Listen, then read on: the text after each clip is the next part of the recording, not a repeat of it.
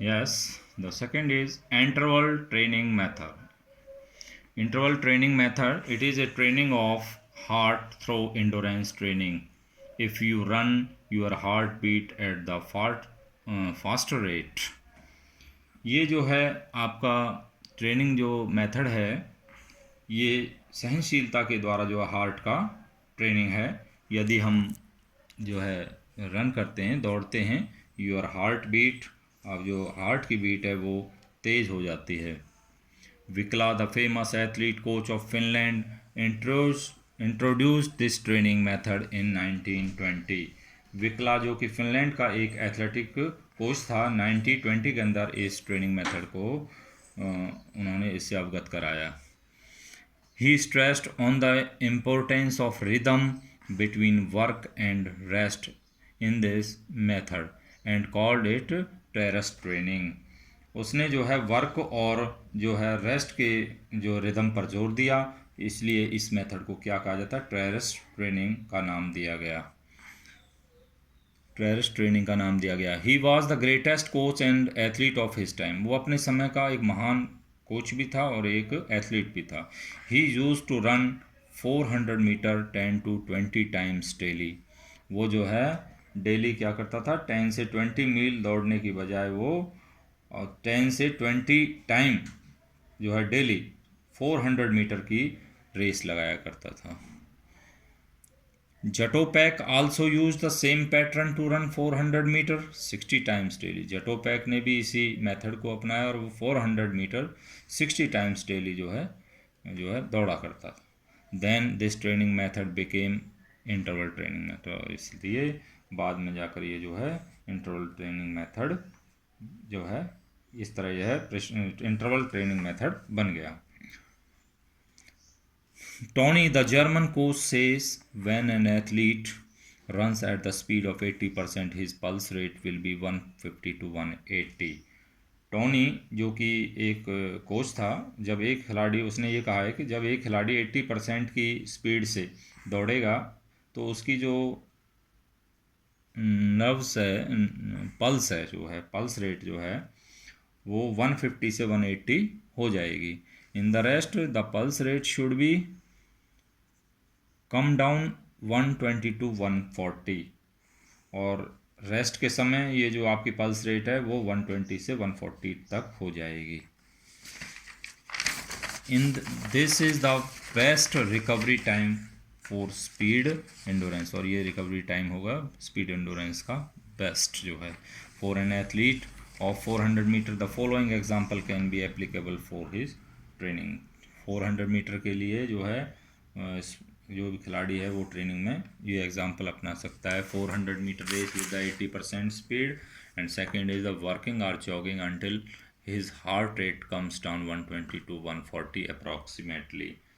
Jogging या walking आपकी जो है जब तक की जो हार्ट की रेट है वो लगभग 120 से 140 के बीच ना आ जाए। The repetition depend upon the exercise और कैपेबिलिटी ऑफ एन एथलीट। जो रिकवरी है ये खिलाड़ी के एक्सपीरियंस पर और उसकी एबिलिटी पर निर्भर करती है। And period and workout can be adjusted according to the level of the athlete. और ये जो है एथलीट के लेवल के अनुसार ही जो है क्या है इसके। First advantage is more workout can be performed in a short duration. यानी कि शॉर्ट ड्यूरेशन में अधिक वर्क किया जा सकता है। Second it is the more beneficial for respiratory and circulatory system and then can be trained both at the same time. Respiratory system और blood circulatory system दोनों के लिए जो है एडवांटेज है इसका, क्योंकि ये दोनों सिस्टम एक साथ और एक ही समय में ट्रेंड किए जा सकते हैं। Next is the progress of the athlete can be measured easily. खिलाड़ी की जो प्रोग्रेस को आसानी से जो है मेजर किया जा सकता है। और फोर्थ है it gives to better result in a short time. It means the an athlete achieve his performance in a short time. इसके थोड़े समय में रिजल्ट जो है अच्छे प्राप्त होते हैं। इसका मीनिंग्स ये हुआ कि जो स्पोर्ट्समैन है वो थोड़े समय के अंदर अपने ऊंचे स्तर को यानी कि प्राप्त कर लेता है। The next point is athlete gets a fair judgement easily, खिलाड़ी को अपने जो उसका कार्य के विषय में जो है जजमेंट ईजिली मिल जाता है। और लास्ट है इसका, the patience can be increased in athlete, खिलाड़ी के पेशेंस को भी इंक्रीज किया जा सकता है। डिसएडवांटेज क्या है इसके? First is top performance come before competition and can not remain up to the competition time, competition से पहले खिलाड़ी की जो है वो आपकी अपनी उच्च जो है आपके स्तर की स्थिति में आ जाता है और यही स्थिति उसकी कंपटीशन के समय तक नहीं रह पाती है। There are more chances of injuries की भी ज़्यादा चांसेस होते हैं। Regular training can lead to heart diseases, और डेली जो है रेगुलर ट्रेनिंग करने से क्या होगा, हमको हार्ट डिसीजेस की भी संभावनाएं ज़्यादा रहेंगी। Next method is fartlek training method. Fartlek training method is used for developing endurance. Fartlek training method जो है वो एंडोरेंस को डेवलप करने के लिए किया जाता है। Gosta Holmer develop fartlek training 1937 में गॉस्टा हॉलमर ने इसको डेवलप किया फॉर्ट लैग ट्रेनिंग को। The work fartlek is a Swedish word means speed play. ये जो है स्वीडिश भाषा का शब्द है जिसका अर्थ क्या होता है, speed play. It is such A training method that's blends continuous training with interval training. ये एक ऐसा प्रशिक्षण का तरीका है जो कि इन आपका कंटिन्यूस ट्रेनिंग और इंटरवल ट्रेनिंग के साथ जो है उनको मिश्रित करता है। जो this training method lays emphasis on both aerobic and anaerobic system. ये जो ट्रेनिंग का तरीका है वो एरोबिक और एनारोबिक दोनों ही सिस्टम पर बल देता है। In this method pace or speed is not pre-planned and thus is left to the direction of the individual।